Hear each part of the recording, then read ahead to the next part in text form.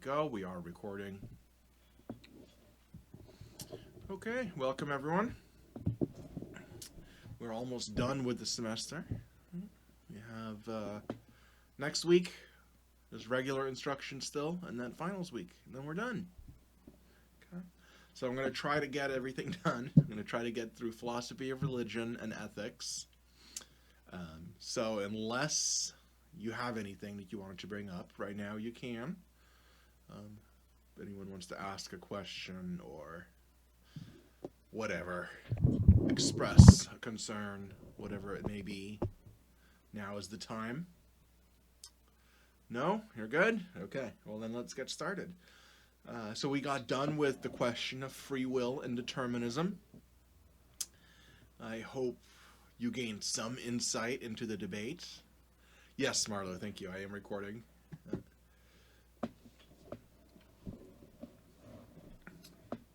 But now we're moving on. I keep thinking, oh, what else do I want to talk about? But no, I have to stay focused. The topic at hand is philosophy of religion, so let's talk about that, okay? So the picture that I chose here, it's a painting of the Pythagoreans. Remember the Pythagoreans, the followers of Pythagoras? The pre-Socratic philosopher Pythagoras, who had a kind of a cult-like following. Pythagoras saw math as the key that unlocks the secrets of the universe. Right? Everything is math. Music is math as well. That we might actually agree with, right? Music is very mathematical. And I think we talked a little bit about the way that you could see that on an instrument, take any guitar or anything like that. If you put your finger exactly halfway on the string, you're going to get an octave. It's going to be one octave higher than if you take your finger off, right? Boom, boom, right? An octave higher if you do it right in the middle. If you do it right in the middle from that point to the next point, the same thing happens. Right? There's all sorts of interesting mathematical ratios happening in music that you can also see in the cosmos in general. So Pythagoras was, kind of ahead of his time in that way, to see math everywhere, but he was also a religious figure and a cult leader who also taught lots of things that are not scientific or knowable in any kind of way, as far as we know anyway.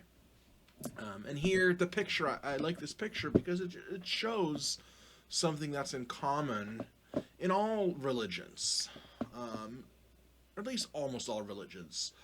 Just the devoutness and the way in which the people take it seriously. I mean, look at this is now a dead religion, right? Pythagoreanism is not really a thriving religion anymore. It has died out. But there was a time when people based their entire lives on this, right?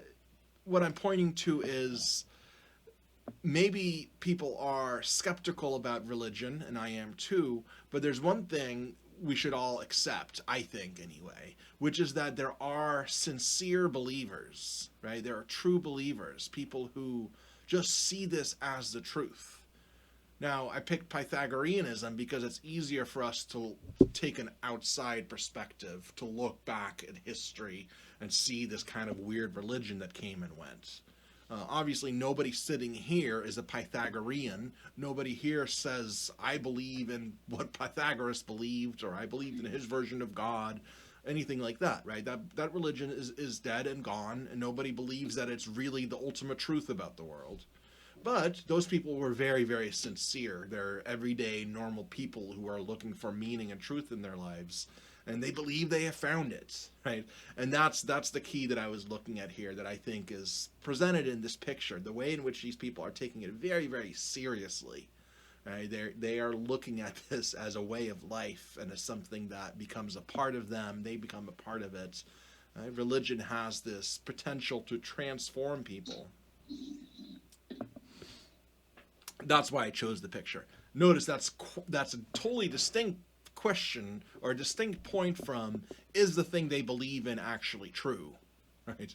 That's the philosophy of religion part of it. Right? The philosophy of religion, part of it is at least, It's metaphysics and epistemology, right?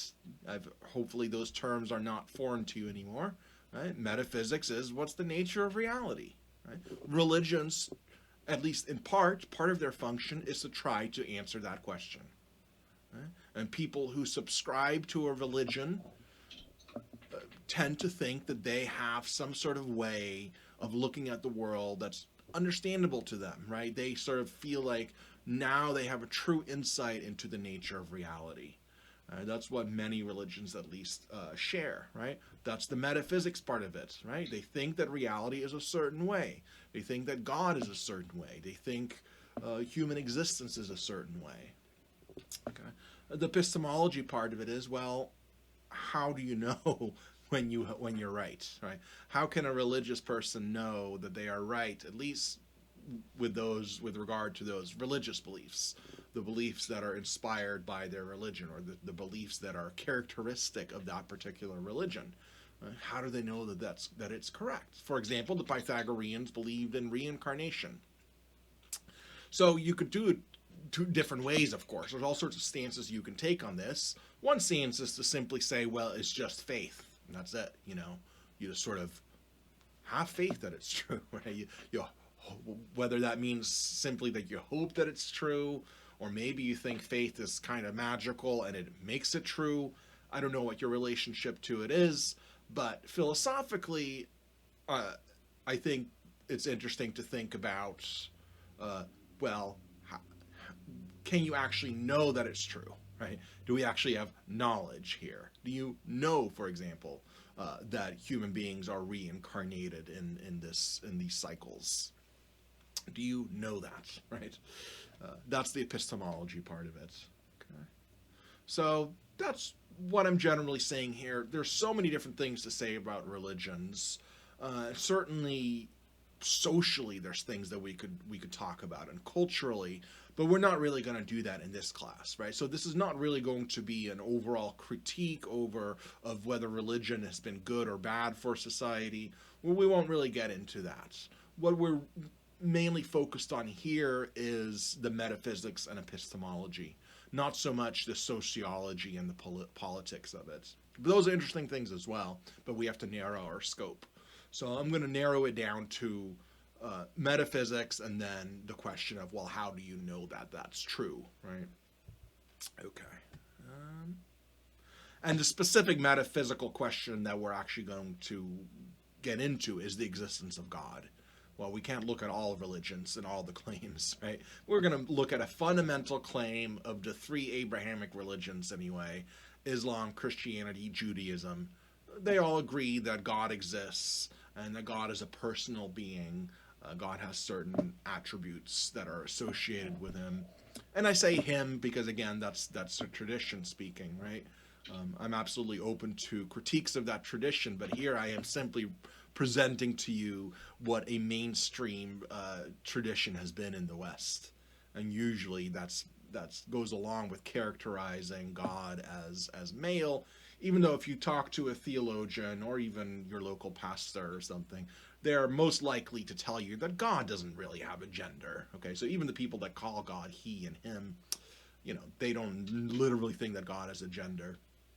There may be exceptions to that. But anyway, if you hear me saying him in reference, or he in reference to God, it's not because that's my preferred usage or the way that we think we should talk about it. It is just the traditional way, right? But that's all open to criticism and critique, right? Yeah. So what we'll look at, well, I'll kind of quickly show you just the diversity of religions that exist, world religions. Next semester, I'm actually going to teach a world religions course, which will be a first for me. I've taught philosophy of religion before. That's a little bit different from world religions, where you really have to get into the specifics of each religion, which we won't do here. I'll just show you some of the religions that exist and have existed, just to show you the diversity which exists. Then some of the themes that characterize religions. I'm resistant to giving a definition. Right? I'm resistant to what Socrates was always wanting, some sort of list of sufficient and necessary conditions for what makes something a religion. I'm not going to really do that. I'm just going to show you some of the themes that are very much associated with religions. But I don't think necessarily that every religion shares one common thing that they all have in common. I just don't think it works like that. I think you can have religions, different types of religions have overlapping characteristics, yet sometimes very different ones, right? So you might think that belief in God is necessary, a necessary part of a religion, but it isn't necessarily. I mean, Buddhism is generally considered a religion, but many forms of Buddhism don't have a God. So, can we really give a list of essential properties? I don't think so. But I will just point at some of the general themes that characterize religions. Okay? And then the real meat of it will be the existence of God, right? The arguments for and against the existence of God. That's really what the meat is going to be about, right? That's the metaphysics part of it, right? So, regardless of the diversity of religions, there's at least many religions, and at least the three Western, the Abrahamic religions, all agree that God exists. So then the philosophical question is that true? How do we know, right? So that's what we'll address. First, let's show you this graph here. This is an old graph. It's probably a little bit out of date, but that doesn't matter a whole lot because I'm asking you to look at the general picture, not at anything very, very specific. You can certainly notice that Christianity is one of the bigger religions here, followed by Islam and Hinduism. But I believe the gray, the atheist agnostics, as well as the other, you might call all of those the nones, right? Sometimes they're called that, the nones, Nones, like they have no religion. So that would be atheists and agnostics and other as well, possibly. Many of those others, of course, will be other religions, very small religions, local religions that are not included in this chart. So in one way, this chart is really papering over a lot of diversity in religion. There's way more religions than this and way more religious beliefs than this, right? That little 11.8% of other there is hiding a huge diversity of different religious beliefs. Okay, I mean, look at this chart. It doesn't even have Scientology on it, right? And Scientology is not a huge world religion, but it's pretty big. A lot of celebrities are Scientologists. It's a big Los Angeles religion, right? So it's a big religion that has a lot of members and a lot of visibility. It's not even on this chart. Nevertheless, even with this chart, you can see that there's quite a bit of religious diversity. Right? And yes, Christianity is maybe the biggest one, at least the way that it's presented on this chart. But at the same time, most people in the world are not Christian. Right? Let's say that again. Right? Even though Christianity is the biggest religion, most people in the world are not Christian. Right? I say that because in the West, we tend to be Christianity-centric, right? Christianity-specific. Even people who are not Christians, it's just the religion that we see the most, that we're the most familiar with, right? So for some people, it might even be hard to see Christianity as a religion. So if you are a Christian, you might say something like, Christianity is not a religion to me. Some people say it's a relationship with God, right? It's when you say religion, it's as though you're conceptualizing it already into some sort of human phenomena. But of course, if you're within a religion and you truly think it's real, you're not going to necessarily see it the same way as you see other religions, right? So you might say, those are all religions, but what I have is the truth, right? So we tend to see that as well, that sort of thing. Especially, again, with things like Christianity. I flag that because it's harder to take an objective look at Christianity objectively if you're so immersed in it, right? It's just harder to do. But that could go, if you go to India, for example, where most people are Hindu, that will be the problem. Hinduism will seem like the default religion, the default option. And in general, if you have any kind of religious belief, it's most likely to be geographically determined, right? We just talked about determinism. Think about that. The likelihood of becoming a Hindu if you're born in India versus the likelihood of becoming a Christian if you live in the United States. You know, much of that just has to do with where you're born and what you're used to. Okay. These are all a bunch of vague points I'm making. I promise it's going to be much more specific. Yeah, I'm just expressing some general ideas here, but then we'll zero in. Regardless, here we see, just at least just looking at the big world religions, already huge diversity, right?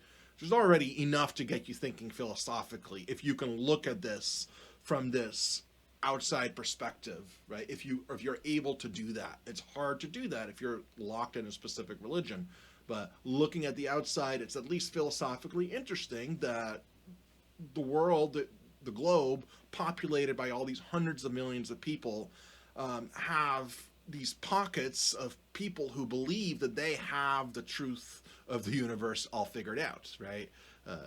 And it's a set of doctrines associated with the religion, or an authoritative holy book that tells them what it is. So you have to square all these things, right? The sincerity of the religious believer who truly believes they have it figured out, but right next to them, there's another sincere believer who thinks they have it all figured out, and yet what they're both saying are not the same thing. They're clashing, right? That's an interesting thing to think about. How do you solve a problem like that, right? So some people will say, well, it's one of the religions is actually correct. That's one logical possibility, right? That some people are just getting it right, right? Some people are just getting it right. Yes, yeah. The Christians are actually right, or the Buddhists are actually right. The other ones are just wrong. So contradictions between religions are not a problem. One of them just happens to be right. The other ones are all wrong. You could take that approach. You could also take the approach that, well, therefore they're all just kind of BS and bogus.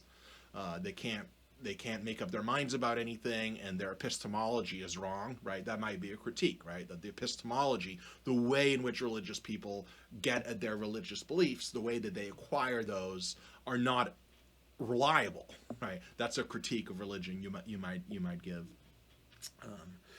But another approach would be to say that all the religions somehow have something true to share, right? That's a very sort of humanistic.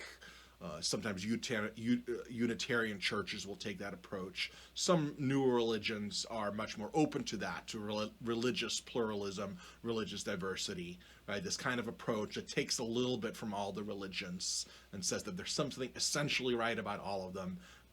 But notice that wanting to incorporate all the religions, you are also having to deny what's unique about each religion.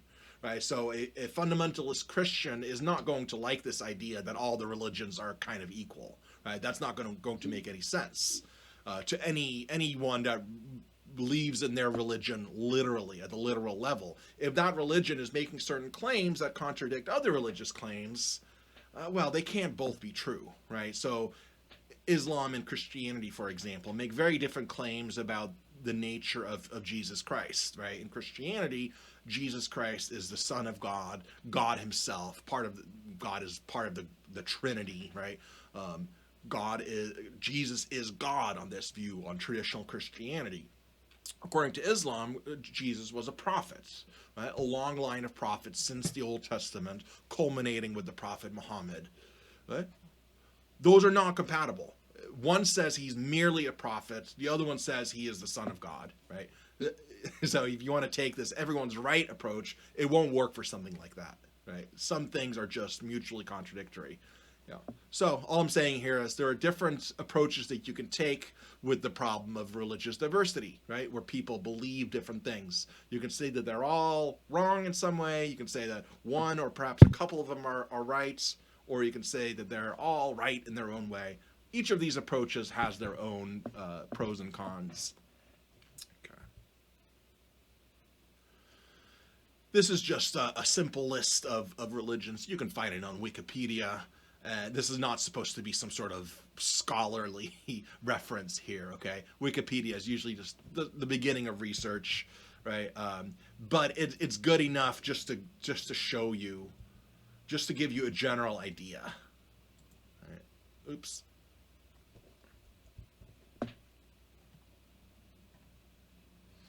Oh, it's not showing it on your screen for some reason. Oh, right. I think I have to switch it. Mm.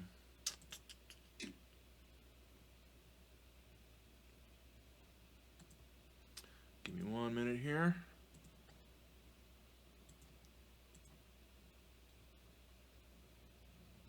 There we go.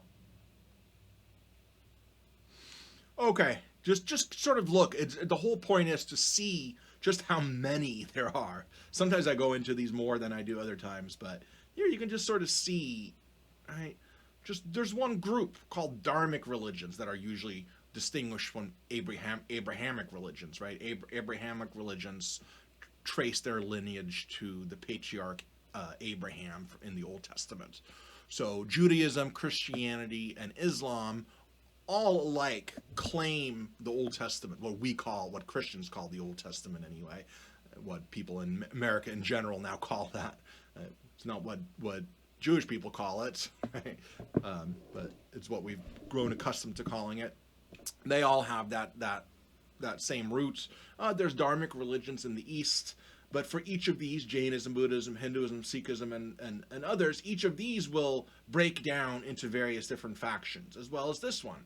In Christianity, you have these general schisms, but each of those schisms has its own particular versions. Right? There's different versions of Protestantism. Lots of different versions of Protestantism. So each of these religions is not a monolithic one thing. Each of these religions, even though we say Christianity or Hinduism, whatever, there's so many different local manifestations of those and so many different interpretations that it's difficult to say exactly what it even is, right? What is Christianity? Well, who are you asking, right? This is why C.S. Lewis, the author, remember C.S. Lewis, author of Lion, the Witch, and the Wardrobe? He wrote a book called Mere Christianity, where he tried to sort of subtract all the differences and get to the essence of it. Right? People have tried to do that. It's hard to do because there's such a huge diversity of belief. Right? Same thing is going to be true in Islam. This is just breaking down what it's going to talk about. Here's the actual breakdown, right? Look at Buddhism, different kinds of Buddhism, right? But even within different kinds, right? You've got the Theravada and the Mahayana Buddhism. Each of those has different flavors. Okay? Look, all these different kinds. This is just Buddhism, right? Hinduism. And then realize, of course, that within each of those factions, people have individual differences, individual disagreements about what's true. Okay? Sikhism. Look at all these different, just again, and this is just a snapshot of religions now.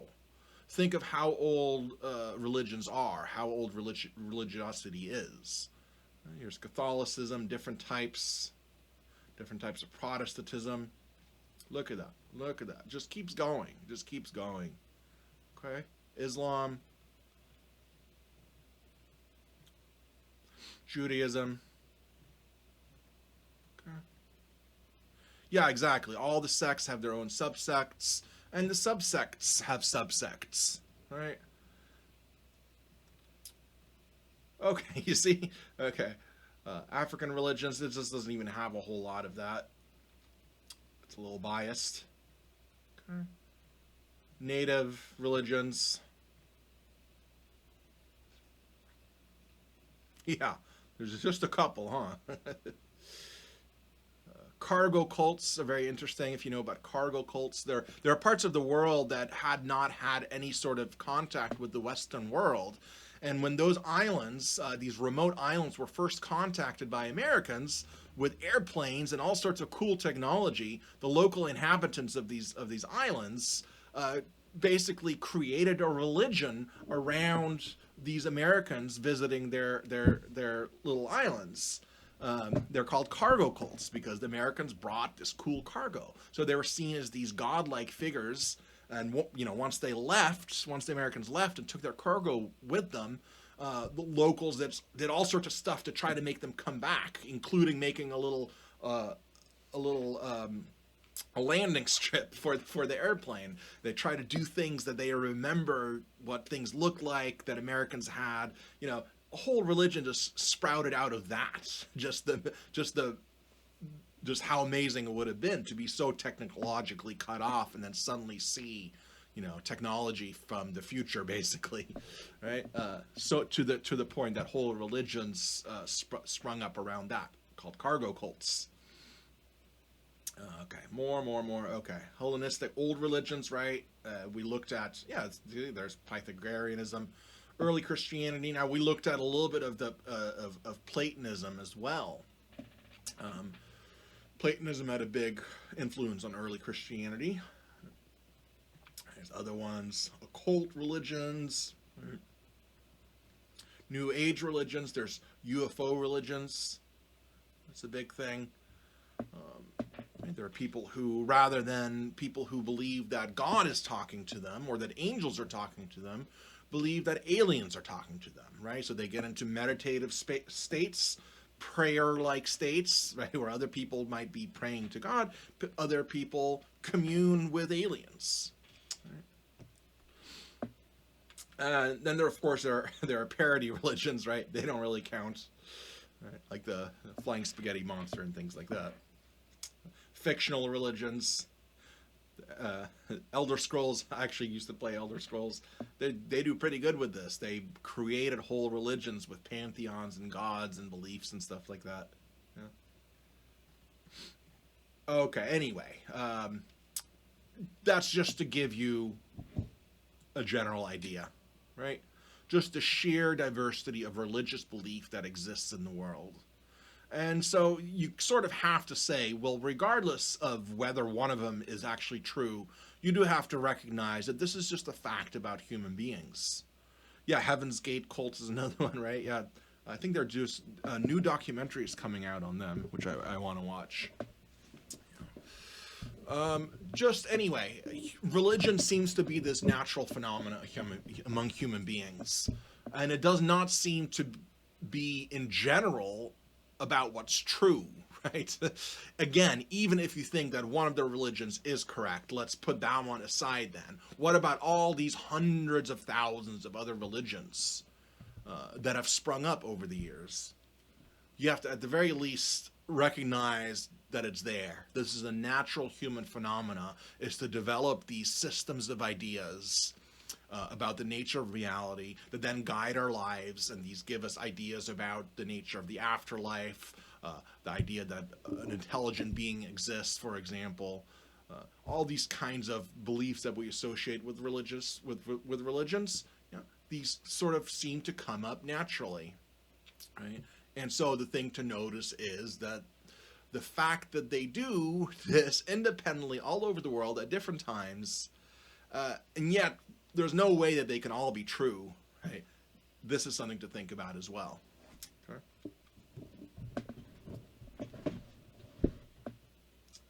Let me put it back.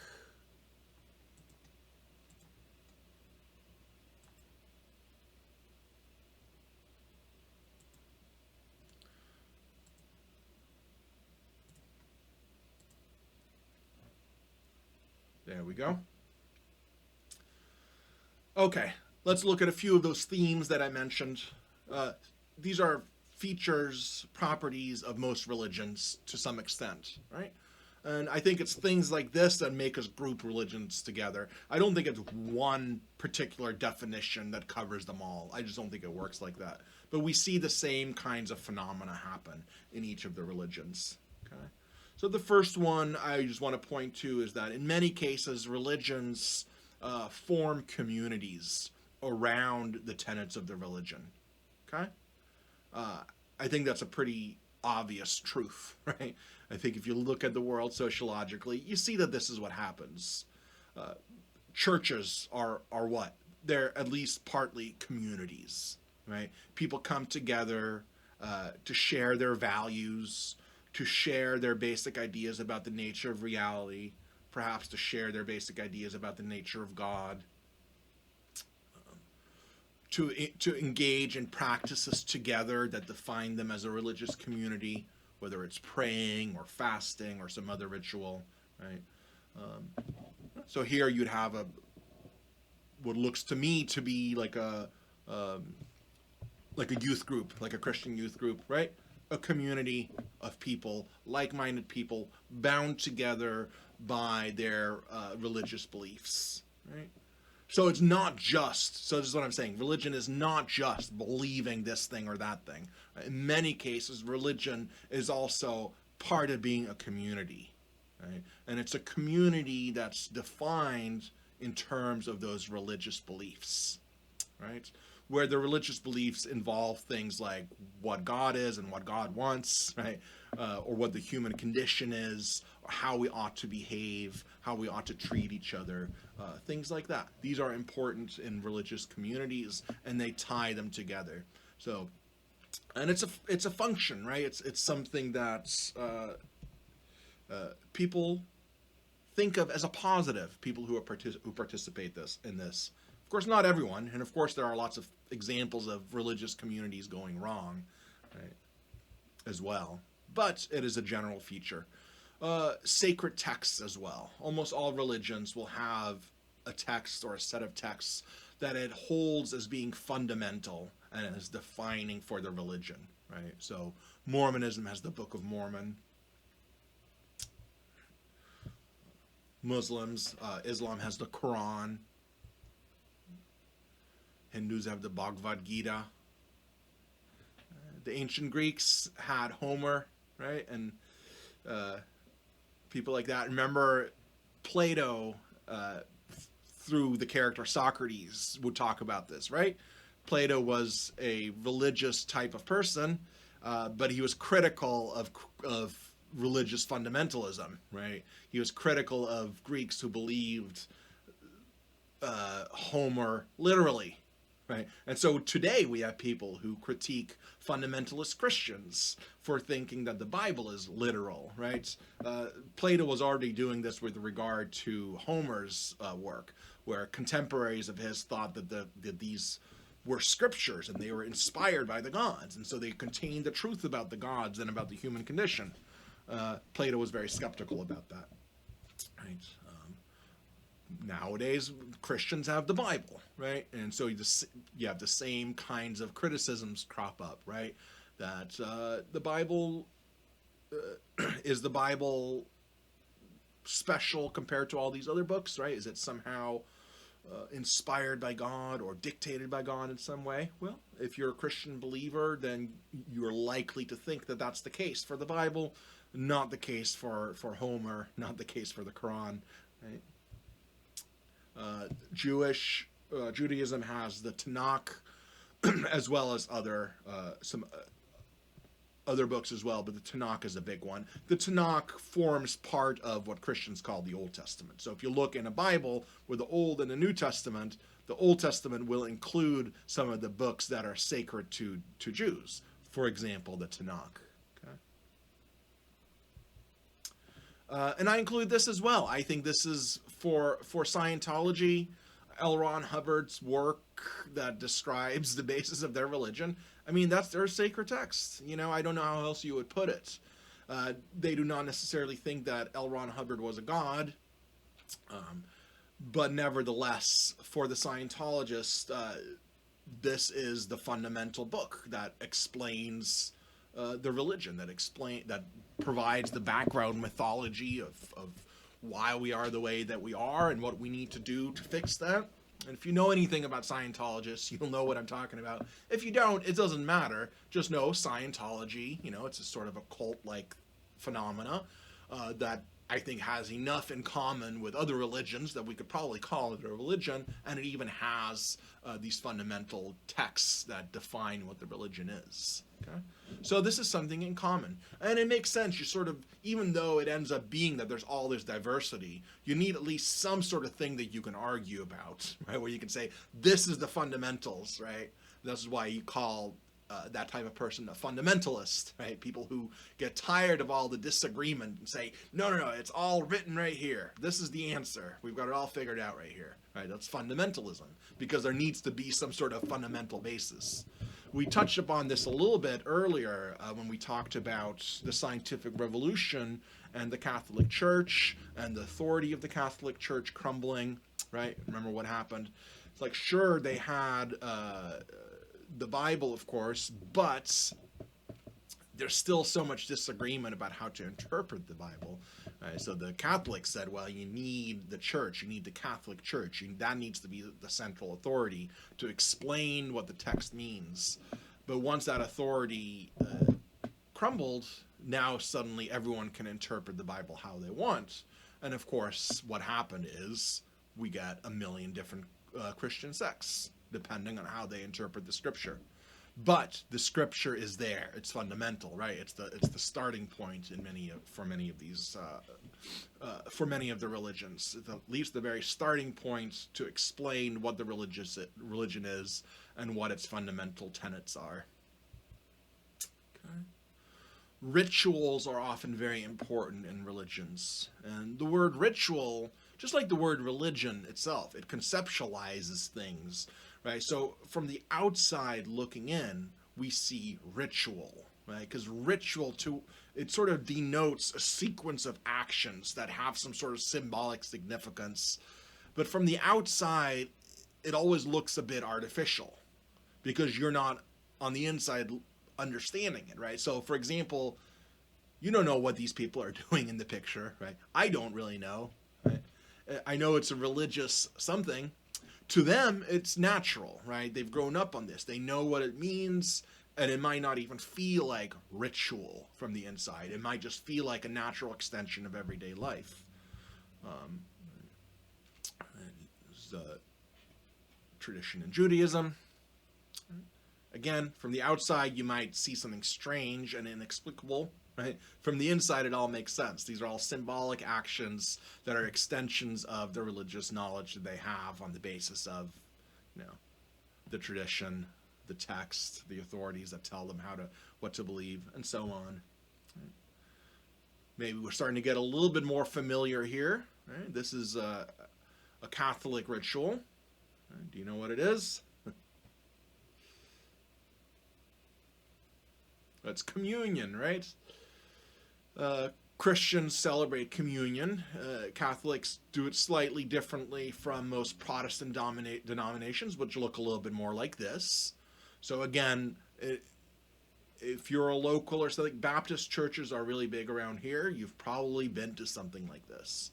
And if you are an actual practicing Christian, then you'll understand the point that I was making earlier, that this does not seem like anything weird or ritualistic to you, right? You're just doing something normal, right? The participants in this ritual here don't think of it as ritualistic, right? It's just they are behaving as they naturally do in this religious context. To an outsider, it looks like ritual, right? So it's communion. The ritual is they're drinking wine, or the Catholics like to drink actual wine. The Baptists like to drink grape juice, and some crackers. And these represent the blood and body of Jesus Christ. Right? Catholics believe that it actually, what they call it, transubstantiates. Yeah, see, there you go, Cristobal. Exactly. It's not obvious when it's just part of your life, right? It's only from the outside, without true understanding, that you call it a ritual, because then you're sort of analyzing it methodically. Now they're doing this, now they're doing that. What is it all about? But to them, it all looks natural and normal. Yes, exactly, yeah. So Catholics believe the wine literally transforms into the blood of Jesus, and the crackers literally transform into Jesus' flesh. And they actually use Platonic and Aristotelian ideas to explain this, right? It's very interesting. Say that they think that the outside properties of the wine are accidental properties. So it still tastes like wine. But the essential underlying property is that it is now transformed into the blood of Jesus. Right? Protestants don't take it that literally. For Protestants, this is a symbolic action. Okay? It symbolizes God's blood, Jesus' blood, but it doesn't literally become it. In either way, right? They're engaging in, from what, especially when you describe it in those terms, right? If you've never heard of this and you hear about a religion that pretends to drink the blood of their God, right? Well, that sounds a bit odd, doesn't it, from the outside? But if you grew up with this, it doesn't sound odd at all. Okay. Another kind of ritual. These are the Mandeans. The Mandeans are a small religious sect that can be traced all the way back to John the Baptist. Remember John the Baptist? Don't know a whole lot about him, but he makes an appearance in the New Testament. Right? As a kind of in the New Testament, he's presented as a kind of a precursor to Jesus. Right? But he was his own. John the Baptist was his own religious figure. He wasn't a Christian or anything like that. That's anachronistic to think of it in that way. But inspired this movement, the Mandeans, and the Mandeans are still doing this sort of baptizing in natural bodies of water, right? Baptisms in bodies of water, this comes up in many different religious traditions as well, right? It's a transformative sort of experience, right? You get dunked underwater, and the whole idea is, regardless of which religion it is, there's some sense in which when you go under the water, you're leaving behind an old self, and you're coming out as a transformed being, right? Certainly, that's the way it still is in Christianity as well, right? So here, for example, again, this might look familiar to you if you're just, if you're an American, you go to church, you see people get baptized, right? It's a ritual that exists in other religions as well, and it's the symbolism of it is indeed when you go underneath, you die to your old self, and you arise renewed and forgiven, and all that. You're a new person in Christ, and so on. Again, to the outside, if you know nothing of this, it looks ritualistic and maybe strange, but if you're on the inside, it's all completely natural. Okay? And so I finish with this, again, because, you have no context for this, right? What are these people doing? You don't know. You might see them engage in some sort of dance and some sort of chant. You don't know what's going on. You call it a ritual. But for them, on the inside, that's just as normal as this is, right? Or this is for your run-of-the-mill American Christian. Yeah. So these are elements that we see in common in different religions. Right? We see that there's structural elements to religion that pop up again and again, depending on the ritual. Depending on the religion. Okay.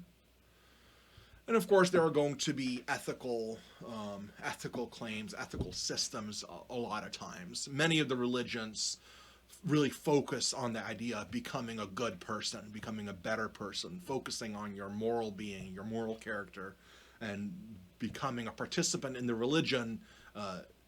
Very often, at least, there's an expectation that you don't just plateau as a person, right? That you continue to grow as a moral being, right? That's often an emphasis on there. Not that everybody does that, right? I say ideally. Something that I think it's going to come up later, but there's also something to be said about different types of religious believer, right? I've mentioned the true believer, the person who's completely wrapped up in their beliefs and who see the world entirely through that filter and who are just 100% convinced that the way that they are seeing it is correct.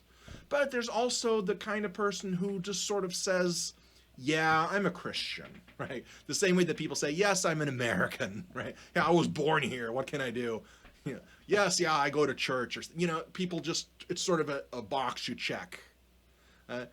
So there are people who call themselves religious, who maybe call themselves a Hindu or a Buddhist or a Christian, but in their day-to-day lives, it might make hardly any difference at all. So I think there are many, many people in America, for example, right, where it still says where most people are Christian, but what do you mean by being Christian, right? Right? You see the difference between truly believing it and being all in it versus, yes, I'm a Christian, yes. And then you go on and live your life however you did before, right? There's a difference there. So sometimes there's a specific list of rules, right?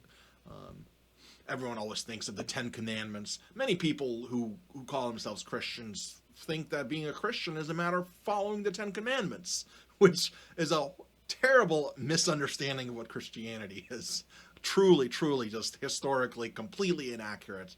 But nevertheless, you have many devout people who call themselves Christians who think that that's what Christianity is, following the Ten Commandments. Most of these people don't even know that there are multiple Ten Commandments in the Bible. If you look at the Old Testament and look up the Ten Commandments and read a couple of pages ahead, you'll see a different set of Ten Commandments. Which one you're supposed to follow?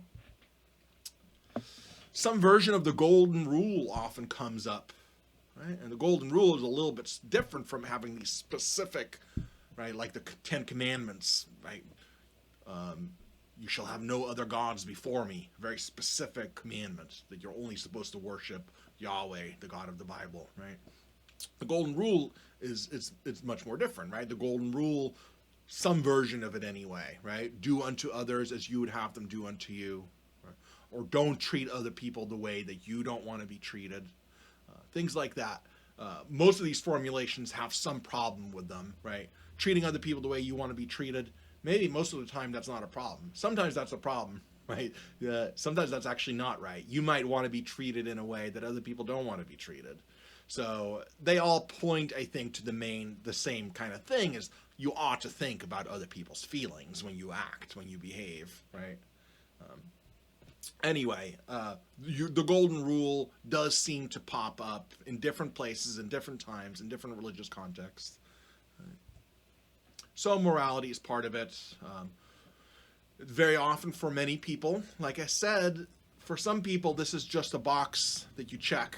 Yes, I'm a Muslim, but it doesn't make a whole lot of difference. For some people it becomes a whole way of life, right? So the kind of person that posts this sort of thing on their Facebook or something like that, right? It's just, for some people, their entire life is a religious life that you see through that filter. And everything has meaning and virtue of that religious system. Yeah. Whereas some people believe in the religious system, but it doesn't ever quite get to this extent, right? There's a whole kind of a spectrum of religious believer. I've mentioned two on kind of extremes, but there's all sorts of different things in between as well. But at least for some people, it becomes an entire way of life.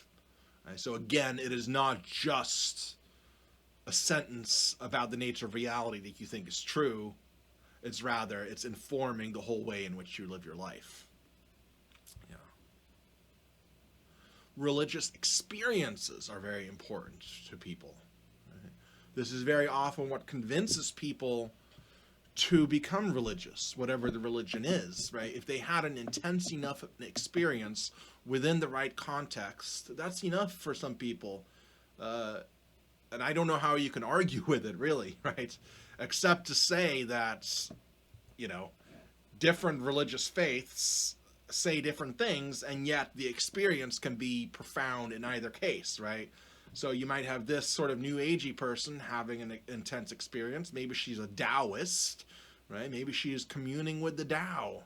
The Tao in Taoism is a little bit like God, but it's not a personal being. It's a kind of a force or a kind of a metaphysical principle that you can tune into and have these transcendent experiences. Whereas in Christianity, you are experiencing the love of God or the Holy Spirit or something like that, right? These experiences are very, very powerful and very, very strong, and they are enough in many cases to convince the people that are having those experiences that nothing else can explain it than that the experience was true and that it was exactly as they had thought. Yeah. But notice, of course, that the way in which you interpret your experience is sort of based on your religious background, right? What you already know or what you already expect or think. Right. So again, religious experience, very, very powerful and very interesting, and it's sort of at the subjective level, how can you argue with someone who's just convinced that they talk to God, right? It's kind of hard to argue with that. The only thing you can really do is point to this problem of, well, people have intense experiences and yet come up with contradictory claims. Right? So there's a puzzle here. Right? If religious experience is enough to convince you that what you experience is true, what do you do when people experience contradictory things? Right? Something to think about. Finally, we get down to what we're really going to talk about, metaphysics. Right? Many religious systems try to answer the question, why are we here, right? What is the purpose of life? What's the point of all this? What kinds of beings are we? Why is there evil and suffering in the world? Things like, is there life after death? These are all metaphysical questions, and different religions have different answers to these questions. And of course, if you're thinking about that, you're likely to think, well, how can I make sure that it's going to be good rather than bad? Right? Because many religions also incorporate the idea that you might end up going to a bad place when you're dead, right? You might end up going to some sort of hellscape. Right? What about God? Right? What is God's nature? Right? What is God like?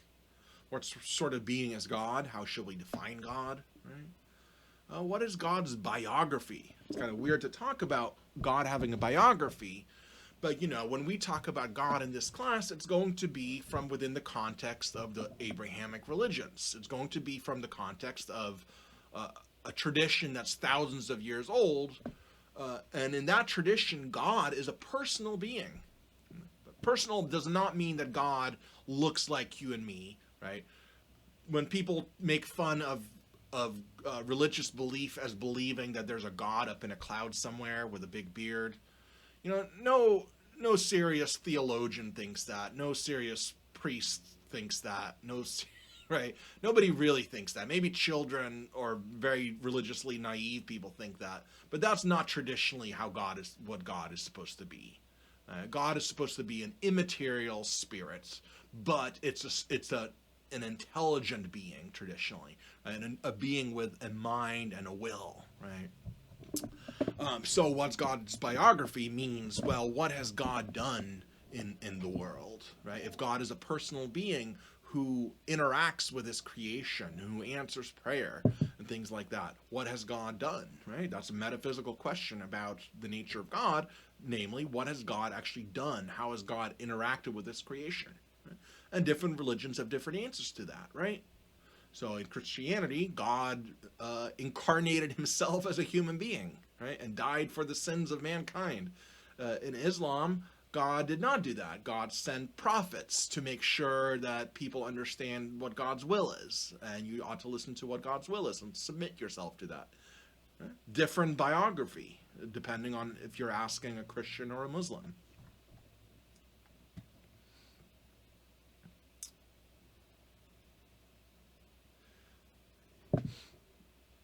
Yeah, interesting. Yeah, why does the religion focus on humanity? Well, probably because religions emerge out of humanity, right? That would be my guess. Yeah, but maybe you have a larger point.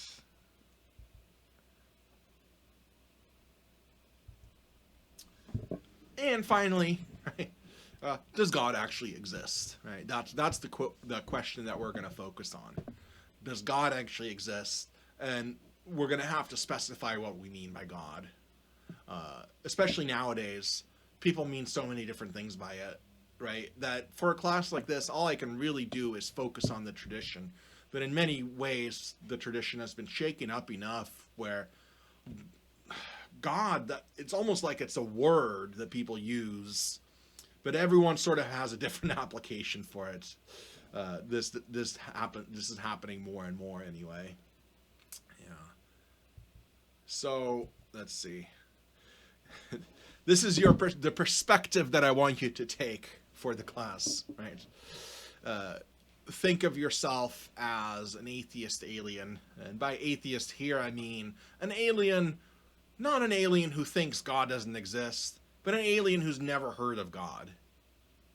Pretend that you are an intelligent alien and you are visiting Earth, but where you come from, there are no religions, right? You come from some planet where there are no religions at all. Religion is just not a phenomena. And you are looking at the religions of the world, and you're trying to think about them with as much objectivity as possible.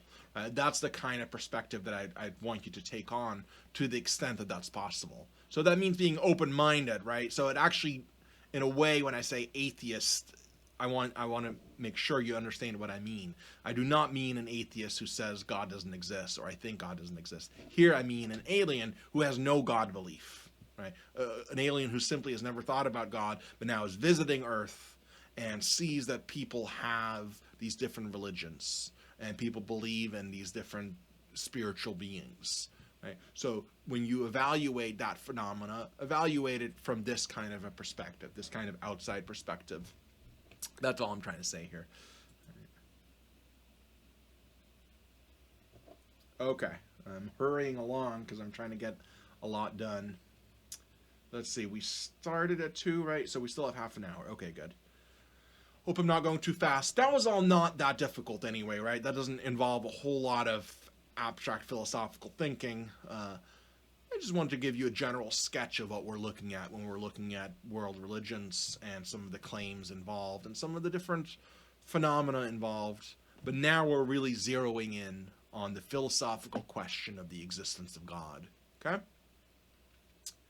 So first we'd have to just look at some different concepts of God that we don't mean, that we're not talking about. Right, because this thing that I was talking about, it's not just that the Catholic Church no longer having an authority has made it more difficult to figure out how to interpret the Bible. It's not just that. It's just that where we are today in our postmodern world, for many people, the word God still has a certain connotation to it, and they don't want to just give it up, because what do you call yourself if you give up a God concept? You're an atheist, right? And people don't like atheists. It's just true, unfortunately. Statistics actually bear this out, right? They've done actual surveys and they look at who people find trustworthy and not trustworthy and things like that. Atheists are found to be the least trustworthy, okay? So for many people, the word atheist is just already an ugly word, and it just is equated with bad, right? Not believing in God is somehow a bad thing. So for a lot of people, they want to say, I believe in God, and God sometimes just means something very vague, just something kind of nice to believe in, right? People just don't want to say, I don't believe in God, because that's equivalent to saying, I don't believe in love, I don't believe in joy, I don't, it becomes equated with all these things. And so what people end up doing is, even though they're no longer traditional believers, right? I'm saying there's a general trend that I've noticed. People no longer believing in traditional religion, not being very informed about theology or the history of the concept of God, but wanting to retain that word, but then just giving it a nice definition, kind of a vague definition that allows them to still keep believing or tell themselves that they're still believing in God. So one way to do that is to say, well, God is love. Right? Has anyone ever heard that? Now, of course, a Christian might say that, and they mean God isn't just love. God is much more than that, right? But for some people who are not exact Christians, yeah, okay, Marlo is saying yes, right? And in a way, it's like, well, how could you argue with that, right? I mean, I believe in love, right? So if God just means love, then yes, of course, then I believe in God, right? But traditionally, God is defined as much more than just love, right? So we can't leave it at this. This is not going to be good enough. So when we're asking, does God exist? We're not asking, does love exist? I can assume that love exists. That's fine. I don't have a problem with that, right? That does not settle the question, right? If you believe in love, you're not therefore a theist. You're not therefore someone who believes in God automatically. At least not from a traditional kind of point of view. And the tradition might be wrong. That's fine. But we have to define what we mean by God when we ask, does God exist? Right? And so I'm going along with the traditional definition. Or people simply say God is the universe. It's another way of keeping the sort of sublime element of the God concept, right? The transcendental aspect of it. That there's something that's bigger than just you out there. it's a general kind of yearning that people have, I guess. It just, we like this idea of something beyond us, something bigger than us, to give meaning to our lives. And so for some people who no longer believe in the very traditional Abrahamic God, they might simply say that God is the universe. Notice there's no sort of personal element to God if this is the case, right? If you just see the physical universe around you as being God, there's no reason to think that there's a person with a mind who's actually telling you to do things or who wants certain things. It rather becomes a kind of a psychological attitude you have towards the mystery of the universe or something like that, right? Which I don't think there's anything wrong with that, right? So I'm not saying that it's wrong to use the universe as your God concept. I'm just saying that's not the traditional view, right? On the traditional view, God created the physical universe, but he isn't identical with it. God is a transcendent, intelligent being on the traditional view. Yeah. An intangible idea.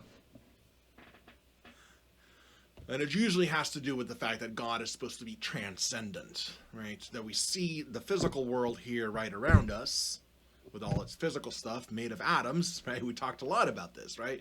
We just are surrounded by a sea of atoms, and that's all there is to it.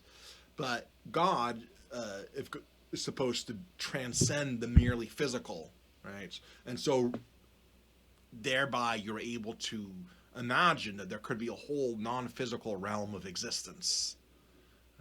And so part of that has to do with hopes for the afterlife, I think, and for hopes that we're not just physical beings whose consciousness degrades as soon as the hardware degrades, right? So that's part of it, I think, Parker, that it's intangible. Intangible literally means, right, not extended, not three-dimensional stuff, right? And that's what people are wanting. People want more than just this, right? Which is why Buddhism is such an interesting, different kind of religion. Because with Buddhism, at least certain strains of Buddhism, psychological Buddhism, it is all about this right now, your present experience. If the divine is found anywhere, it's in your experience with the everyday world on certain types of Buddhism. Yes, yeah, that's right. But many of the Judeo-Christian tradition, Abrahamic tradition, there's a whole world outside of the present world. There's a whole invisible realm, right? That's where God is. That's where the angels are. That's where our souls go when we die, and so on.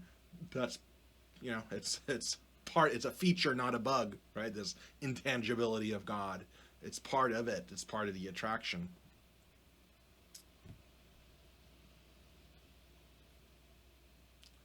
I'm just seeing what Marlo's about to type.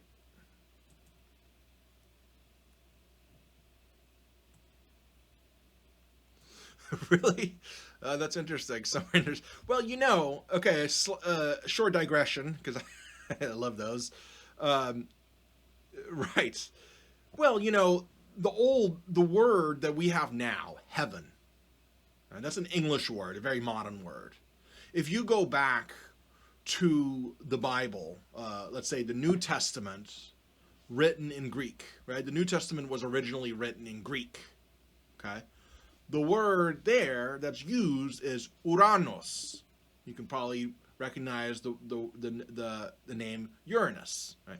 Uranos simply meant up there, the sky, right? The ancients didn't have this idea of a giant universe, right? Uranos is just what you're pointing up at, right? The gods, remember, even for the Greeks, the gods are always up on a mountain, right? No matter who you talk to, the gods are usually up there somewhere. And remember, when you go back to other ancient Greek ideas of, things get more and more perfect the higher up you go. Right? So Uranos, which gets translated as heaven, literally only means sky. It means up there. So when the Bible talks about heaven, where heaven is where God lives, that does mean up there in the Bible, right? But now, because we're aware, we've actually done some space travel, and we have this sort of a science fiction idea of alternate dimensions, alternate realms. So now the way in which people talk about heaven has changed completely because we live in the modern age. The ancients did not talk about heaven as some alternate reality in a different space of existence. Right? Heaven was right up there. The sky, right? That's where the sky is. Yeah. But now we talk about heaven as being some alternate dimension, which is based on sci-fi ideas, right? It's very interesting that people talk about heaven in this way as though they know, but they're actually changing the original meaning completely. Okay, let's see. Marlo is saying...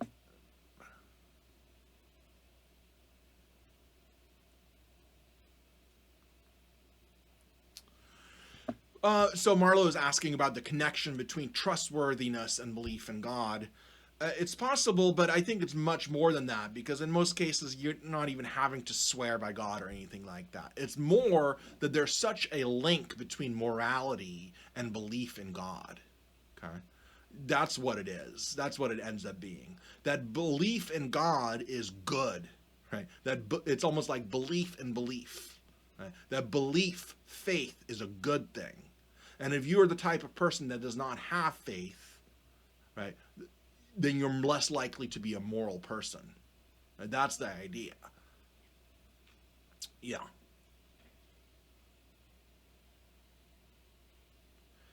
Right. Yeah, exactly. Yeah. For many people think that morality has no kind of basis if God doesn't exist. And we'll talk about that when we talk about ethics, but that's often the case, right? So it's more like it's like a character. It's like like a mark on your character. Like, think of something else that we just think of as like, oh, well, now I don't like that person, right? Think of much worse things, right? Think of being a sexual predator or something like that. Once you know that about someone, you're just sort of like, ugh, right? Atheism feels similar to that for certain religious people, for certain people who believe in God. The idea that you might just not believe that is so sort of egregious and such a mark on your character that it will seem that you're just not trustworthy. Right? You're not on the right team, basically, right? If you don't think God exists, you're basically against God, right? That's the idea. Because again, you have to get into the mindset of someone who truly believes it, right? And if you truly believe it, you have to believe to some extent that everybody else can see that it's true as well, right? Otherwise, it doesn't make any sense, of course. So to some extent, the true believer will have to think that everybody else can actually see that it's true, right? But they're denying it for some sort of personal reason that has to do with a character defect. Right. Okay, well, anyway, yeah, well, yeah. There's also the fedora atheists, right? The atheists on the internet.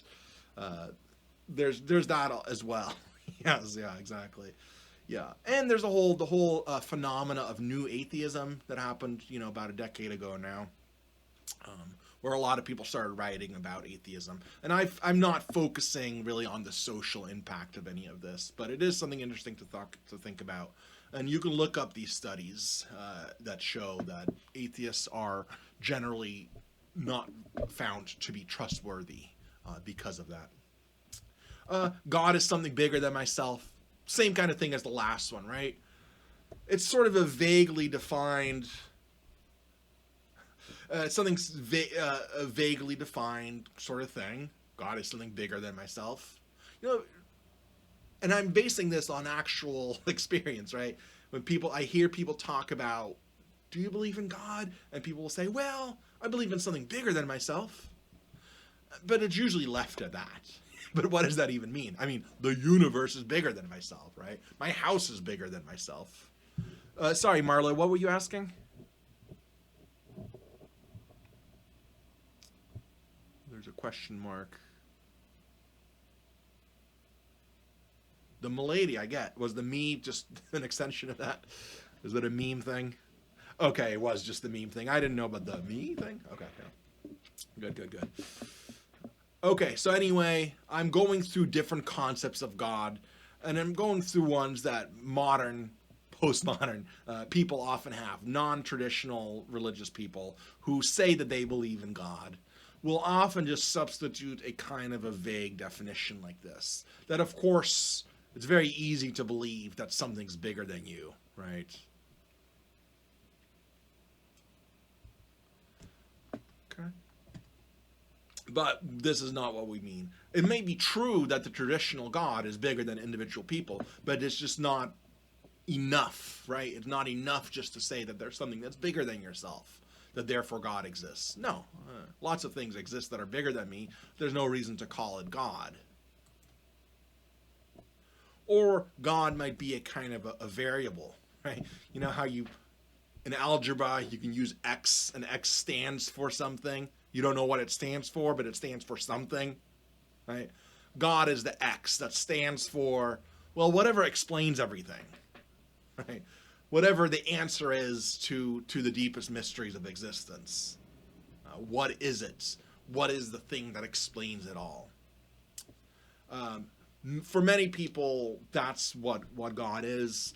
And for here, all I have to say is, yeah, that's fine, but again, ask yourself why you're using the term God when the term God has traditionally referred to a very specific kind of explanation, right? Because again, you could have, it could be that the next theory in physics is the grand theory of everything that explains everything. Are we going to call that God? It seems a bit weird, right? Why call something like that God when it has nothing in common with the traditional conception of God?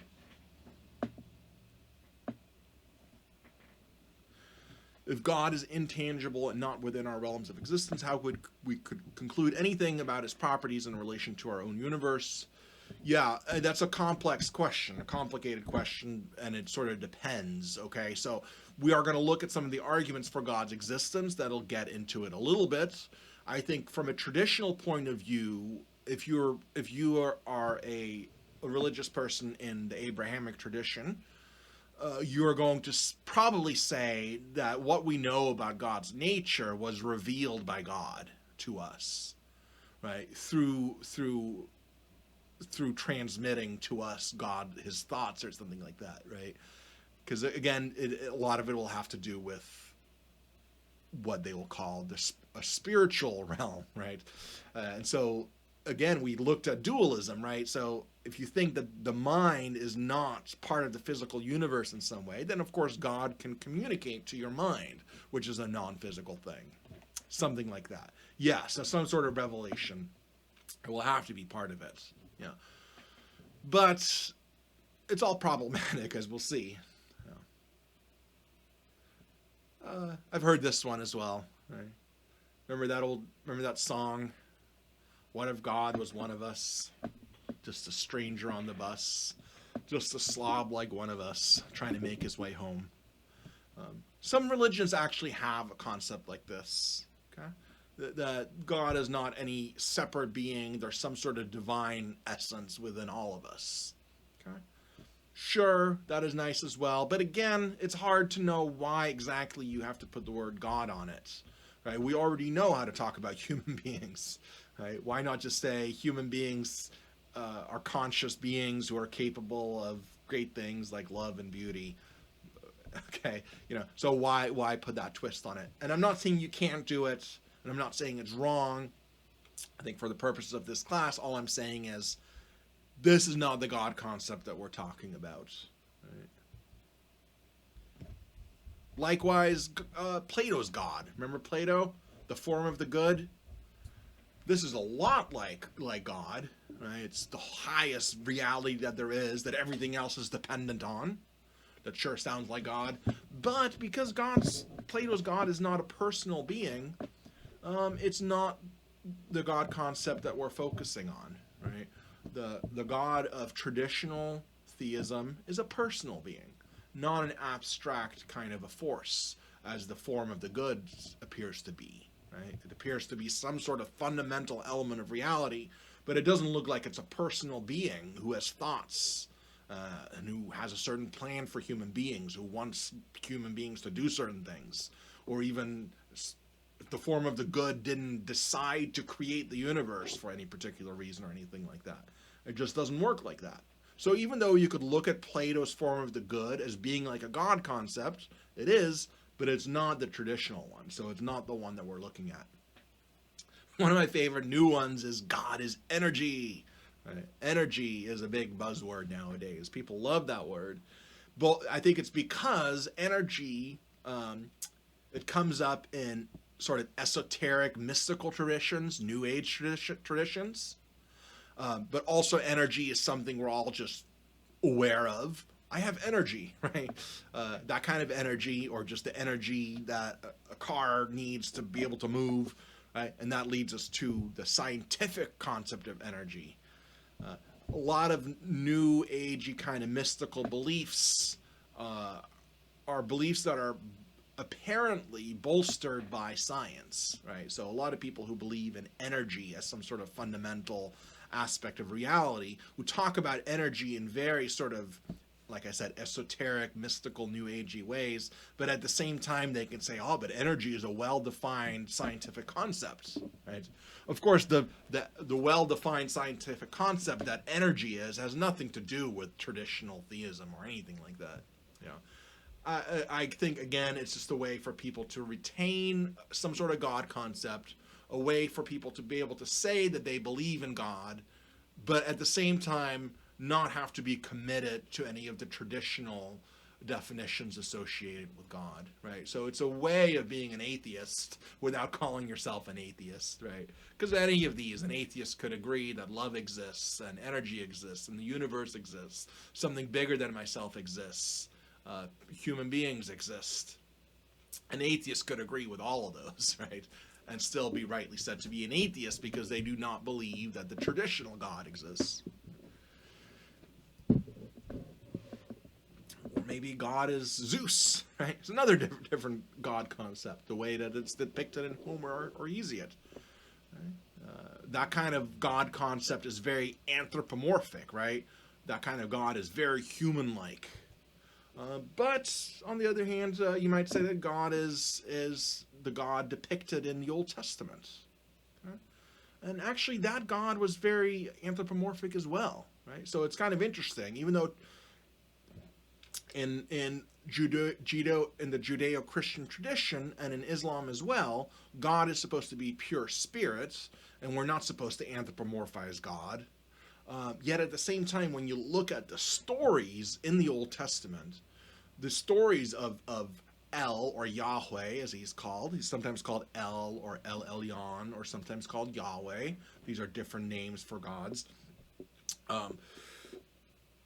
The way that he's often presented is very anthropomorphic, very human-like, very similar to the way that the Greeks would describe their gods. So here's a funny little story, right? So where God is saying, now I'm showing my own biblical illiteracy, which I always rail against. I can't remember now if this is Abraham or not. I think it's Abraham that he's talking to. The Lord said, "Behold, there's a place by me where you shall stand on the rock, and while my glory passes by, I will put you in the cleft of the rock, and I will cover you with my hand until I have passed by. Then I will take away my hand, and you shall see my back, but my face shall not be seen." Okay, so the background for this is traditionally you cannot look upon God's face and live. Now, of course, does God have a face? That's very anthropomorphic already, isn't it? God is supposed to be a spirit, the way we understand it now. How can God have a face? But here we have literally God saying, okay, look, Abraham, whoever this is, you can't see my face because that'll kill you. But here's what I'm going to do. I'm going to put you up in this little cleft over here, and then I'm going to cover up your eyes while I'm walking in front of you, and then when I've passed you, I'll uncover your eyes so you can see my back. Very anthropomorphic, isn't it? Here we have God literally walking around in a human body, making sure that this person can't see his face but can only see his back. Very anthropomorphic. It could be that, but that's not. Right? So this is a challenge, of course, for religious believers. How do you square these very anthropomorphic passages with our understanding of God as a purely spiritual being? There is some way that you can do that. But I'm just pointing out that if you look at the individual stories in the Old Testament, very often they're very anthropomorphic, just like the Greeks wrote about their gods. The mountain goat saw, yes. That's right.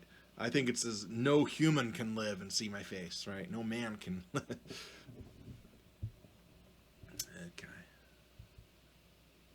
Or maybe it's Allah, as spoken of in the Quran, specifically Allah, right?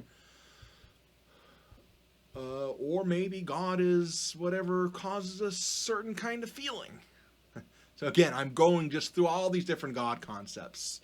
And, some of these are going to be compatible, right? So the concept of God that we're going to look at, the traditional one, is somewhat compatible with God being Allah, because Muslims understand their God in this way, right? But you might be, to tie this back to religious experience, it might be that you have some sort of contemplative practice within your religious tradition. And within that tradition, when you focus yourself towards your God, whatever your version of God is, you perhaps experience great feelings of joy or great feelings of peace or whatever it may be. And in your mind, those feelings simply are God. You're experiencing God directly. That's what it is like to experience God, right? So whatever it is that causes that feeling, well, okay, but that's not necessarily the traditional God either, right?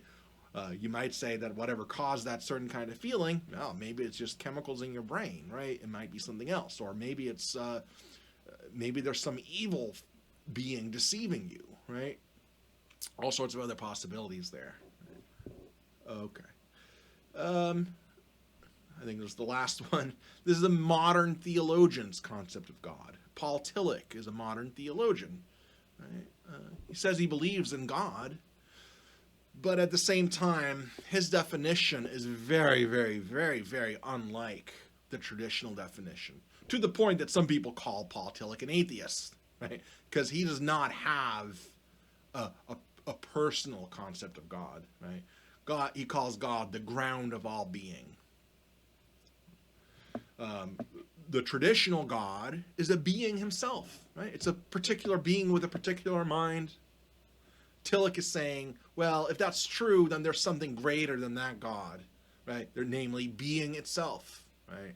Because that God, that particular God that you're worshiping as a Christian or a Muslim, is part of reality in general, right? There's a being amongst being. But the highest sort of thing that there is being itself, or the ground of all being, right? That's what he calls really God, right? The God above God. But notice that this God above God is not a personal being at all. It's much more akin to Plato's form of the good or something like that. It's this ultimate metaphysical principle, but it's not a personal being that reveals his nature and his desires to his followers. It's just not like that here. Okay. Or God is what traditional theistic theologians have said he is, right? That's the God concept that we're looking at. Not that the other ones aren't interesting, we could, but this is the one that's most important, because it's the one that most informs our historical position where we are now, right? Even though traditional theism is eroding, I would say, very rapidly, still we've had thousands of years of that tradition, and it is still quite prevalent. Okay. So let me just define to you what traditional theism says about God. Okay. So now we've eliminated all the God concepts that we're not using, right? But now we're defining what we mean by God. God is the designer and creator of the entire universe and everything in it. So Judaism, Christianity, and Islam all agree on this. That God created and designed the universe. And it's important that we use those words, designed and created, because God is specifically a personal being, right? Like an architect of the universe, who thought of the universe beforehand and then willed it into existence. So there has to be some sort of being with a mind who is able to entertain thoughts and concepts. But at the same time, God is supposed to be eternal and infinite. Eternal means there is no time at which God did not exist. Infinite means that God has no limitations. God is not a finite being like you and I. I look at where in one way we're very finite, we're bounded, right? We're bounded to this particular body, this particular shape, this particular time. God is not. God transcends, on this view, all physical limitations and all temporal limitations as well. God is an infinite being. There's no limit to God's nature. Okay? God is a transcendent being. God exists essentially beyond space and time. But he can also exist within his creation. Now this gets very tricky. Because on the one hand, shouldn't you say that God is completely immanent everywhere if God is infinite? If you're going to say that God is infinite, can you really say that there's a place where God does not exist? No, this is a puzzle, okay? So if I'm going to list a bunch of features, a bunch of things that theologians have said about God, but you might think to yourself about whether or not those are all consistent with one another, okay? So I'm just laying it out, but you might start thinking about that, right?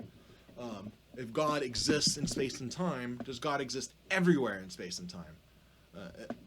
That this starts to look very quickly. This will start to look like something like pantheism, right? Because if God is truly limitless, then it would seem that there's no place where God is not existent.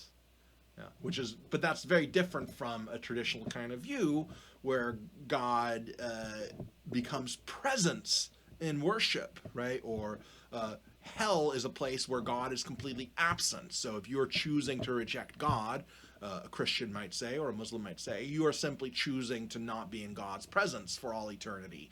And that's a terrible state to be in. That's what the state of hell is, right? That's a way that people often interpret hell now.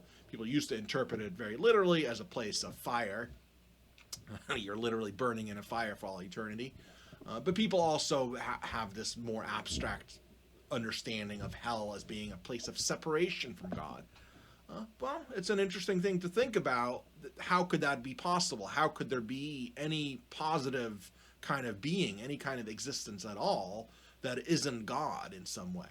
Wouldn't that always put some sort of limitation on God? Wouldn't that make God a finite being? Maybe yes, maybe no. I'll leave it for you to ponder. God is supposed to be perfect in every way. Okay? So God is supposed to have all perfection. So whatever good things humans have, God has that in an infinite to the infinite degree, right? So if human beings, for example, sometimes have the power to do something, we can do lots of things, but God has that ability to the utmost. God can do anything that is logically possible to do. Okay? And notice I'm straight away rushing in to say God can do anything that is logically possible to do. I don't want to waste a lot of time on, I'll get to that in a second, Parker, that's the whole thing, right? Logical possibility and impossibility, that's not something that's not a limitation on God's power, right? So the old chestnut of, can God create a stone so heavy that he cannot lift it? Well, that's basically asking if God can do something that's logically contradictory. Okay, so Parker, I would say the traditional answer would be to that. No, logical truths aren't like that. They aren't things that could be one way or the other, right? They're just not like that. So God not being able to do a logically contradictory thing is not a limitation on God's power, on the traditional view anyway. You might not be satisfied with that. That's fine, right? But at the very least, that's the way. That's the traditional approach, is to say omnipotence means, it could only mean being able to do everything that is logically possible, right? It does not mean being able to do what is logically impossible, because That's not possible at all, right? So that's all I can really say about that. Omnipotent means being able to do everything that is logically possible. So that means God could create a stone, right, that's too heavy for any human to lift, right? That's fine. God could do just about anything you can imagine, but it has to be something that's imaginable. It has to be something that's conceivable logically. So the answer is God is not capable of changing logical truths, but that is not a limitation on God's power. You might not agree with that. That's fine. Omniscient, right? Human beings can know things. We can know that something is true, right? And then act on that and so on. Well, God knows everything that there is to know. Okay? God has no limitations on what he can know. Whereas we, of course, are very, very limited in what we can know. But God knows every single thing that there is to know. We can sometimes do things that are morally good, right? We sometimes help people who are needing help. We sometimes sacrifice ourselves for the greater good. We do that to some extent, but of course we fall short all the time.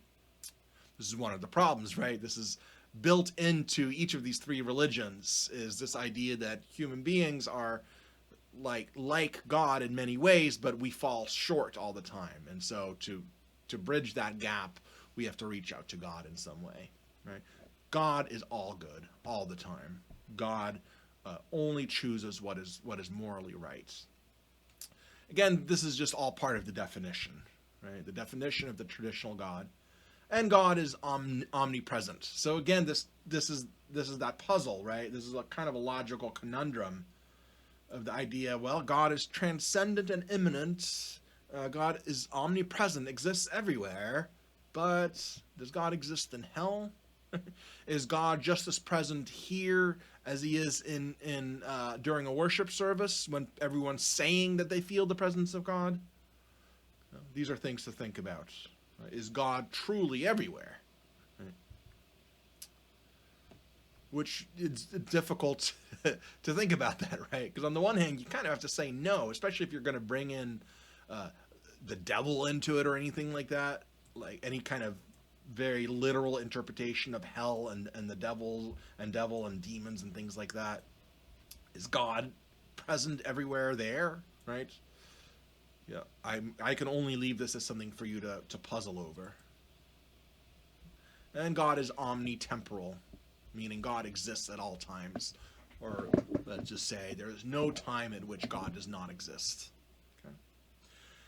The reason I bring this up is because in one way of thinking about time, there's no such thing as time until there's a physical universe, right? So this is very tricky. Did God exist before God created the universe? Well, if we think of temporality as the fourth dimension of the physical universe, then no, right? But at the same time, it would still be true that God did not exist when, that there's no time during which God did not exist, right? Because as soon as time existed, the physical universe existed, God has existed the whole time. So it's a little tricky again. Very important for this, though, what really sets the traditional concept of God apart from all these other ones that we looked at is that God is personal. God is a personal being, right? So God has emotions. You know? In any of the three religious traditions, you can look at the Tanakh or the Quran or the Bible, and you'll find statements about God either feeling disappointment at the behavior of his creation, sometimes feeling anger, perhaps having love. Emotions are ascribed to God. God is seen as a personal being with emotions. Okay? Now, really quick, there are also traditions, okay? There are participants in the theistic tradition, both at the very least in Christian theology, that try to say that no, not really, that we relate to God as a personal being, but we can't really say that God has emotions, for example. So there's a tension here between God's various definitions, right? Because, for example, if God is purely a transcendent being, so God exists essentially outside of time and space altogether. Well, emotions are temporal events, aren't they? Emotions come and go. You feel disappointment. God felt disappointment with his creation in the Old Testament when they didn't follow his laws, and then he flooded the entire world except for a few people, right? How can a transcendent being who exists beyond space and time be having feelings in real time, right?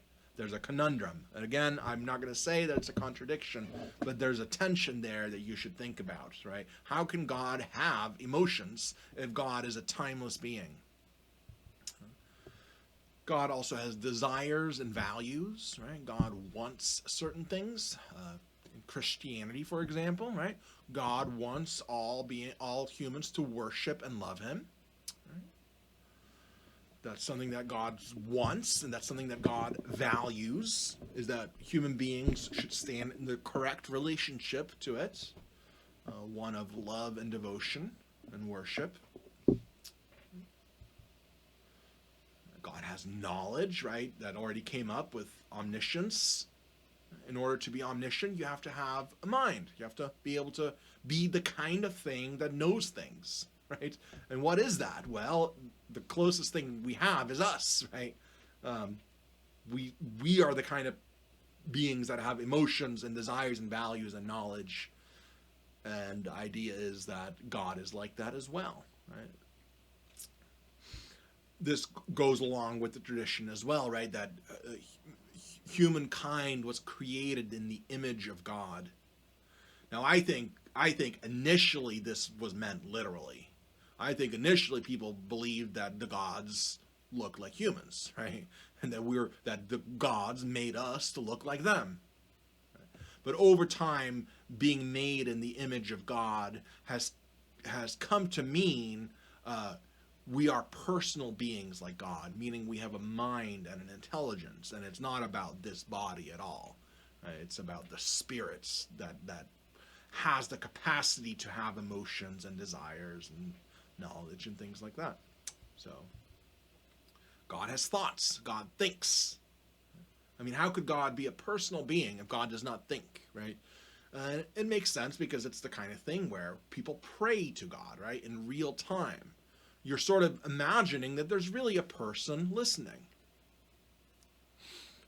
Right, when on the seventh day he rested.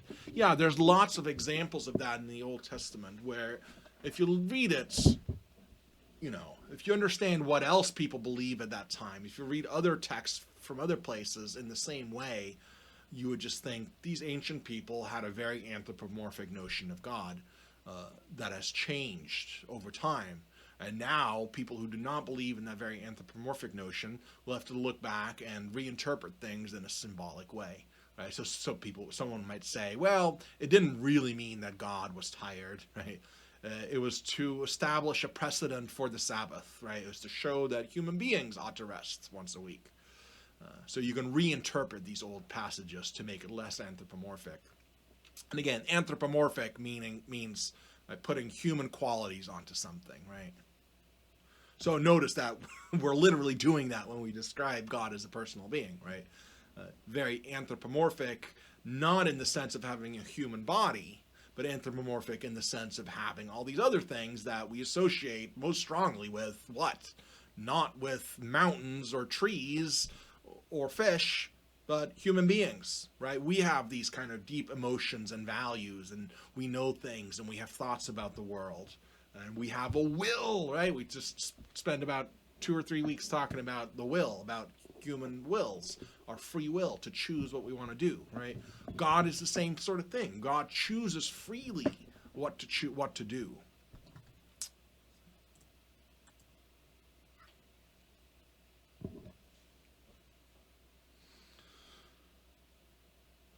Yeah, right. When the revealed word of God. So yeah, there's a problem here, right? Um, you would kind of expect that if there really is a God with a mind like this super being who really wants all of humanity to understand His will, yeah, you might wonder, well, why did He do it through one particular text that's open to so many different interpretations, right? Of course, if this is an almighty being, God could simply zap the knowledge right into our minds, right? The rationalists could have been right, right? Notice Descartes thought it was obvious that God exists and that He knows what God wants, right? Simply by looking inside your own mind. Well, God could do that, right? If God was really a personal being who's omnipotent, He could certainly have revealed His will in a way that's much more efficient than it has. But again, most of these points that we were able to raise in class, points that I will raise or that you will raise, there are people who will have some kind of response to that, right? But yes, it's at least it's a question to ask, right? If God is revealing His will to human beings because He wants us to know, why has this not been done in a way that's very effective, right? Why is there so much disagreement about God's will? Right, yeah, the Bible reflects the date at which the books were written. Now, and I agree with that. You know, if you look at it historically, that's the way to look at it. But from if you're a modern Christian, for example, this poses all sorts of problems, and you're more likely to reinterpret old scriptures in terms of new scriptures, for example. So Christians interpret the Old Testament via the New Testament, right? So Christians will look at any idea of a Messiah in the Old Testament. Messiahs in the Old Testament were always, or almost always, some sort of king figure or some sort of figure that would help lead people to salvation, to some sort of national victory. Right? But then once Christians decided that Jesus is actually the Messiah that was always being talked about, now Christians look at the Old Testament and any mention of Messiah is to them a mention of Jesus. Right? When in the original context, that's not what it meant at all. Or at least it doesn't look like it.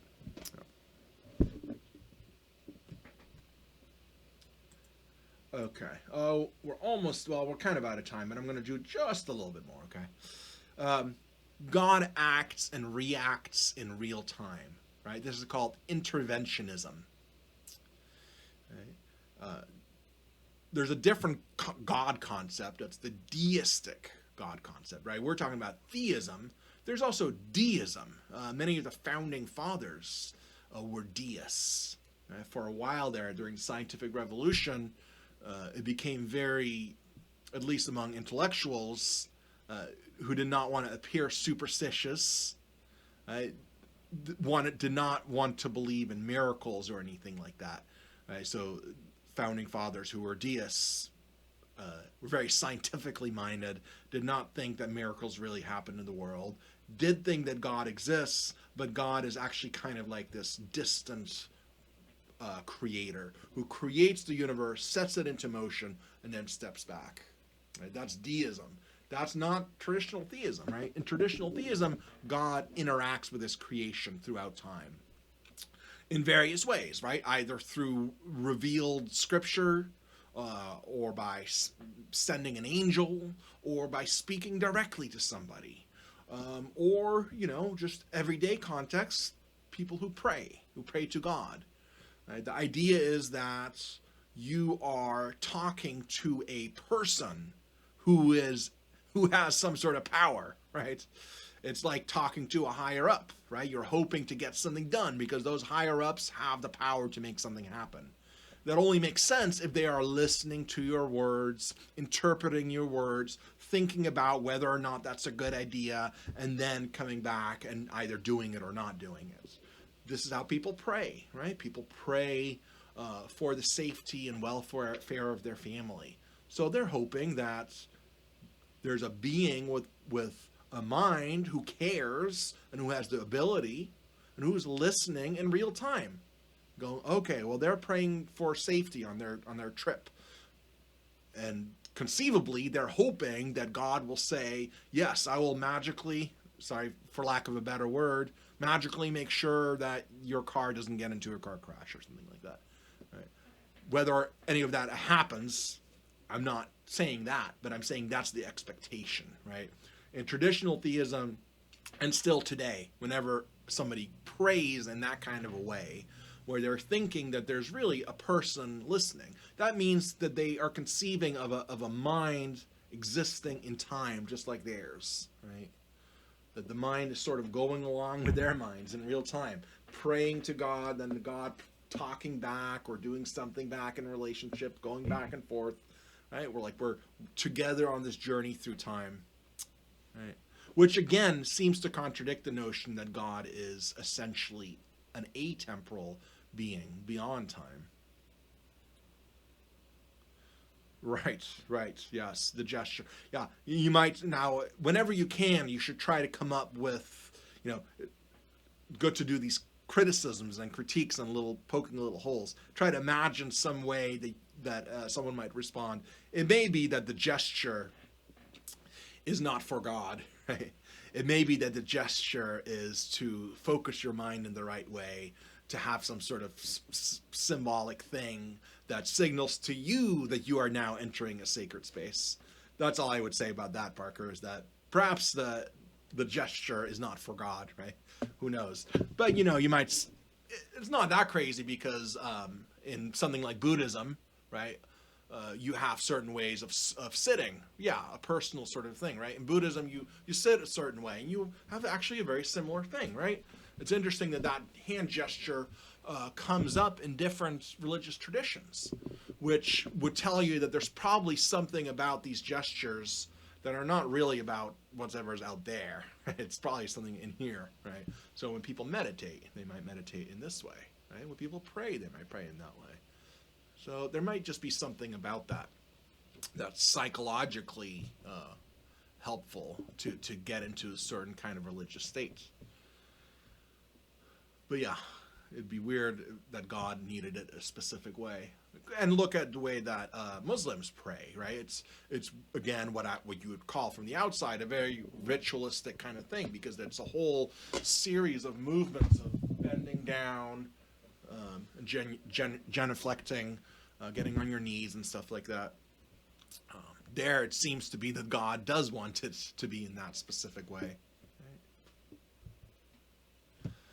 And I added this because this is crucial in these in the Abrahamic religions, right?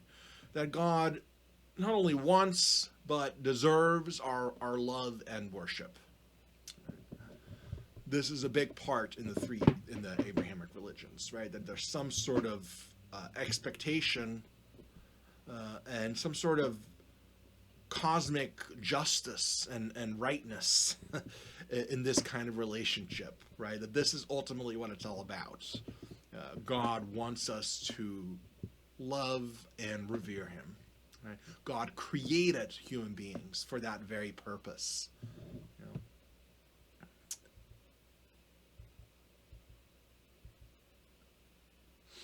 Okay, so this is more or less what we're looking at, okay? Now there's different ways that you could make this list, and you could add other things or subtract things. I'm just giving you some of the main elements, right? So on the one hand, there's the very sort of abstract philosophical element where God is this eternal, infinite being that's the source of all of reality, right? Who is completely perfect and transcendent. But then there's also the more personal part of it, where God is seen as basically a superhuman, right? And the whole point of religion, at least in the Abrahamic religions, is to develop the right kind of relationship to that person.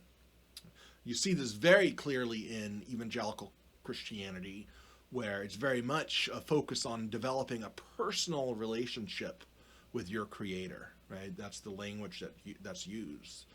And it's taken very literally, So there's these two elements that are being combined into one, right? There's the very philosophical kind of part of it, and then there's the very sort of, you might say, anthropomorphic part of it, right? So that's what I'm pointing to here, traditional theism and anthropomorphism. Just to remind you what anthropomorphism is, it's when you attribute human qualities to things which might not actually have those qualities. Right? I'm saying might because I don't want to prejudge this, right? But you could see, for Mickey Mouse. Mickey Mouse is an anthropomorphic mouse, right? It's taking what we understand as a little mouse, but then dressing it up, making it be upright and talking. Right? We made a regular mouse into something very human-like. Right? That's what anthropomorphism is. Or you might think of Towley from South Park. It's an anthropomorphic towel, right? And remember this quote by Xenophanes, one of the pre-Socratics, where humans assume that gods are born and wear their own clothes and have a voice and a body, and specific people will see their traits reflected in their gods. That's very anthropomorphic, isn't it? Where you're just this very basic level, just projecting human qualities into something out there. Now, what about this traditional theistic definition? Is there anthropomorphism going on? Not in this. Notice, not in the sense that we are imagining that God has a human body, right? Putting aside the whole wrinkle of Jesus Christ as being a human incarnation of God, right? Even there, that's not part of God's essential nature, having the body. That's not something God had to do, right? God is essentially a spirit without a body. So traditional theism does not anthropomorphize God in the way that, well, frankly, some Bible passages do. But traditionally, it's been said, no, God is really pure spirit from the very beginning.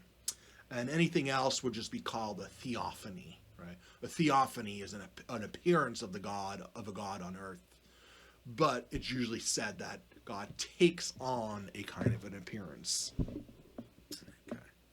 So is there anthropomorphism going on then? Well, not of that bodily sort, right? Not of the kind where we imagine God walking around in his God body that he's always had. Not like that. Right? But there is this tension between these two elements of God that I talked about. Right, the very sort of abstract idea that God is the source of all reality, God is transcendent and timeless, right? All these very abstract things that could just be Plato's form of the good, right, or some other ultimate metaphysical principle. But then there's, too abstract would be if you just define God as the ground of all being, right? That's a little too abstract for most people that go to church, for most people in the pew, most people that really have some sort of feeling experience with their religion. Right? It's hard to relate to an abstract philosophical concept. Right? It's a little bit too anthropomorphic to say that God literally walks around in a body. Right? So whereabouts do you set that dial, right? That's a question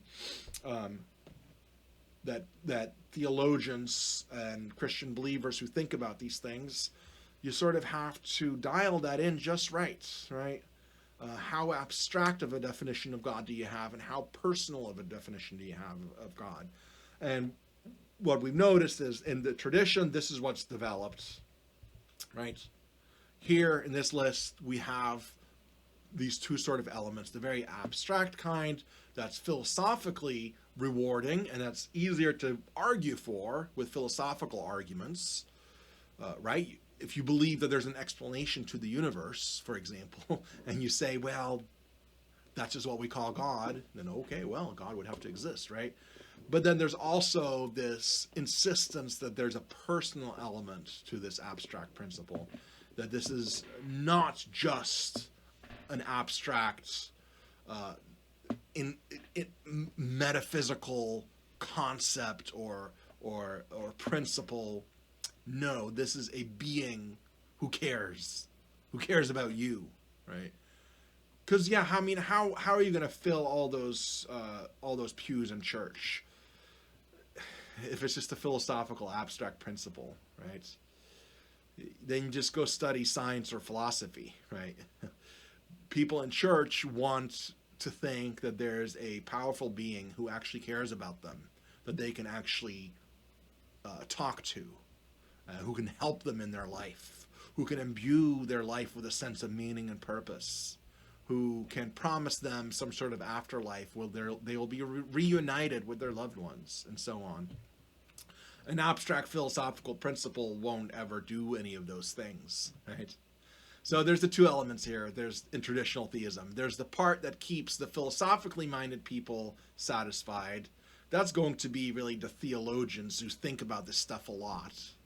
And then there's the stuff to keep your everyday religious believer satisfied. And for that, you're going to focus on those more personal elements where God is seen as a God of love and a God of justice and things like that. These very human-like qualities.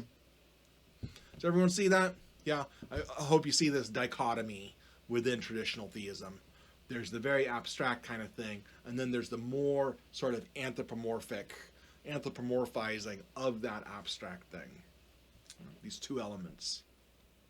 And as I said, some theologians have already tried to separate those two. Some theologians have insisted that the abstract philosophical side is actually right, but the personification and the anthropomorphization that's going on, that's more of a symbolic thing that humans do to try to relate to something that's so transcendent and out there.